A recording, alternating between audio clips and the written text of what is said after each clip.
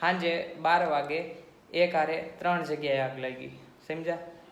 સાંજે 12 વાગે એક હારે 3 જગ્યાએ આગ લાગી.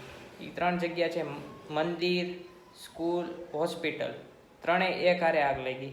તો ફાયર બ્રિગેડ આવશે તો એ 3માંથી કઈ જગ્યાએ પહેલી કઈ જગ્યાએ આગ બુઝાવશે ખબર છે તમને? સાંજે 12 વાગે એક હારે 3 જગ્યાએ, આ 3 જગ્યાએ આગ લાગી, મંદિર, સ્કૂલ ને હોસ્પિટલ. તો ત્રણેયમાંથી છે ને ફાયર બ્રિગેડ આવશે તો એ કઈ આગ બુઝાવશે? મંદિરમાં આગ બુઝાવશે, હોસ્પિટલમાં આગ બુઝાવશે કે સ્કૂલમાં આગ બુઝાવશે?